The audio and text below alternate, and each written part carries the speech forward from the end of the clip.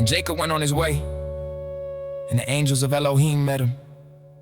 And when Jacob saw them, he said, "This is Elohim's host." And he called the name of that place Mahanaim.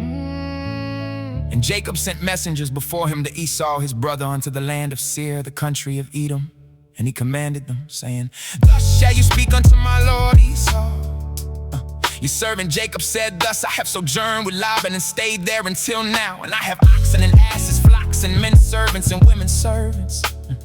And I have sent to tell my Lord that I may find grace in your sight." And the messengers returned to Jacob, saying, "We came to your brother Esau, and also he comes to meet you, and 400 men with him." Then Jacob was greatly afraid and distressed, and he divided the people that was with him, and the flocks and herds and the camels, into 2 bands, and said, "If Esau come to the one company and smite it, then the other company which is left shall escape." And Jacob said, "O Elohim of my father Abraham, and Elohim of my father Isaac, Yahuah, which said unto me, return unto your country and to your kindred, and I will deal well with you. I am not worthy of the least of all the mercies and of all the truth which you have showed unto your servant. For with my staff I passed over this Jordan, and now I am become 2 bands. Deliver me, I pray you, from the hand of my brother, from the hand of Esau. For I fear him, lest he will come and smite me, and the mother with the children.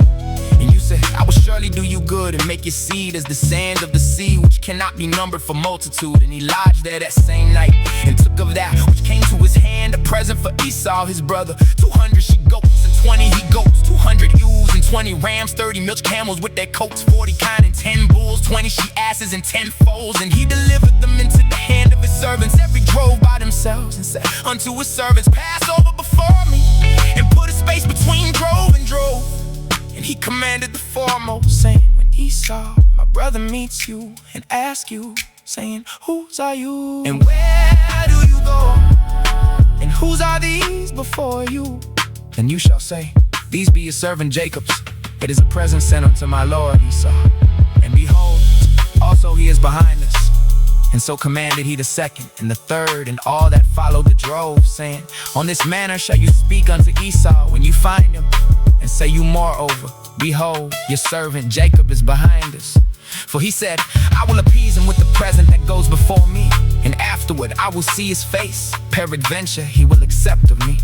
So went the present over before him, and himself lodged that night in the company. And he rose up that night and took his 2 wives and his 2 women servants and his 11 sons, and passed over the 4 Jabbok. And he took them and sent them over the brook, and sent over that he had. And Jacob was left alone, and there wrestled a man with them until the breaking of the day. And when he saw that he prevailed not against him, he touched the hollow of his thigh, and the hollow of Jacob's thigh was out of joint as he wrestled with him. And he said, let me go, for the day breaks. And he said, I will not let you go, except you bless me. And he said unto him, what is your name? And he said, Jacob. And he said, your name shall be called no more Jacob, but Israel. For as a prince have you power with Elohim and with men, and have prevailed. And Jacob asked him, and said, tell me, I pray you, your name. And he said, wherefore is it that you do ask after my name? And he blessed him there. And Jacob called the name of the place, for I have seen Elohim face to face, and my life is preserved. And as he passed over Peniel, the sun rose upon him, and he halted upon his thigh. Therefore the children of Israel eat not of the sinew which shrank, which is upon the hollow of the thigh, unto this day, because he touched the hollow of Jacob's thigh in the sinew that shrank.